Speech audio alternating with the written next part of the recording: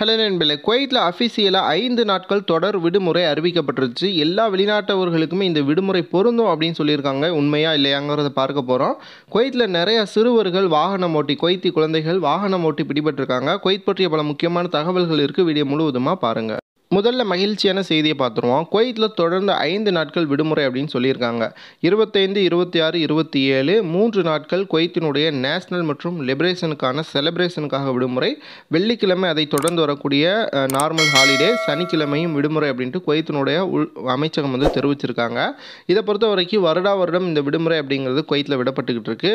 அனைத்து தொழிலாளர்களுக்குமே இந்த விடுமுறை தினங்களில் எந்த ஒரு வேலையும் இருக்கக்கூடாது அப்படின்ட்டு ஸ்ட்ரிக்டாக சொல்லியிருக்காங்க. குவைத்தில் நீங்கள் எந்த துறையில் வேலை பார்த்தாலும் சரி, தனியார் அல்லது கவர்மெண்ட் அல்லது மருத்துவ, உங்களுடைய கத்தாம் அதாவது வீட்டு வேலை செய்யக்கூடியவர்களாக இருந்தாலும் சரி, இந்த 3 நாட்களுக்கு உங்களுக்கு வேலை இல்லாமல் தான் சம்பளம் கொடுக்கணும். இதுதான் குவைத்தினுடைய ரூல்ஸு. இந்த ரூல்ஸை மீறக்கூடியவங்களுக்கு கடுமையான அபராதங்கள் விதிக்கப்படும் அப்படின்ட்டு குவைத்தினுடைய பேசி வந்து தெரிவிச்சிருக்காங்க. இந்த விடுமுறை தினங்களில் உங்களுக்கு வேலை இருந்துச்சு அப்படின்னா கம்பெனியில், அந்த நாட்கள் உங்களுக்கு ஓவர் டைமாக 2 நாட்கள் சம்பளமாக வந்து உங்களுக்கு கிடைக்கும் அப்படின்னு சொல்லப்பட்டிருக்கு. அதே போல் கத்தாமாவா குவைத்தி வீடுகளில் வேலை பார்க்குறவங்களுக்கு அவர்களுடைய ஓனர் அதாவது கஃபில் வந்து முடிந்தவரை விடுமுறையை கொடுங்க, அப்படி கொடுக்க முடியலைன்னா அவர்களுக்கு அதற்கான ஊதியத்தை எக்ஸ்ட்ரா கொடுங்க அப்படின்ட்டு சொல்லப்பட்டிருக்கு. இல்லைனா வேறு ஒரு நாள் விடுமுறை, இந்த தினங்களில் வேலை பார்க்குறத இன்னொரு நாள் மேனேஜ் பண்ணுற மாதிரி விடுமுறையை மாற்றி அவர்களுக்கு கட்டாயம் 3 நாட்கள் கொடுக்கணும் அப்படின்ட்டு சொல்லப்பட்டிருக்கு. இந்த வீடியோ பார்த்துட்டு இருக்கக்கூடிய கத்தார் மக்கள், குவைத்தில் வேலை பார்க்கக்கூடிய வீட்டு தொழிலாளர்கள், உங்களுக்கு வருடம் இந்த நேஷனல் மற்றும் லிபரேஷன் டேல அதாவது விடுமுறை கிடைக்குதா இல்லையா அப்படிங்கிறத கீழே கமெண்ட் பாக்ஸில் பதிவு பண்ணுங்கள். அடுத்து விடுமுறையோடு சேர்த்து ஒரு சின்ன பிரச்சனையும் இருக்குது. என்னென்னா, இந்த நேஷனல் மற்றும் லிபரேஷன் டேல அதிகமான இடங்களில் செக்யூரிட்டி செக்கிங் அப்படிங்கிறது நடக்கும். வெளிநாட்டவர்கள் இல்லீகலான முறையில் தங்கியிருக்கிறவங்கள பிடிப்பதற்காக.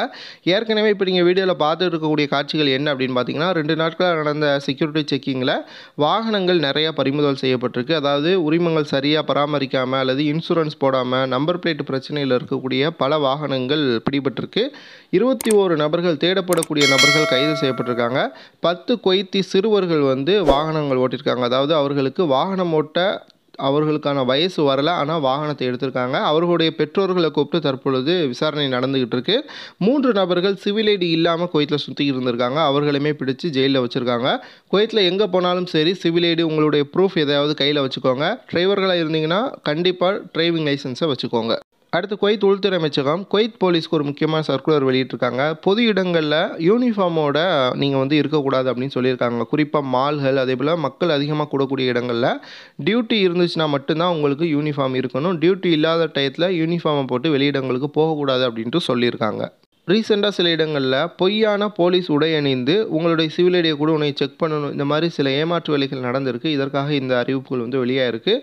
குவைத்தில் இந்த மாதிரியான சம்பவங்கள் குறித்து உங்களுடைய கருத்துக்களை பதிவு பண்ணுங்கள். அதே போல் இந்த விடுமுறை உங்களுக்கு எப்படி இருக்கும், எங்கே பிளான் பண்ணியிருக்கீங்க அப்படிங்கிறதையும் பதிவு பண்ணுங்கள். சேனலை சப்ஸ்கிரைப் பண்ணுங்கள். உங்களுடைய நண்பர்களுக்கு மறக்காமல் லைக் பண்ணிக்கோங்க.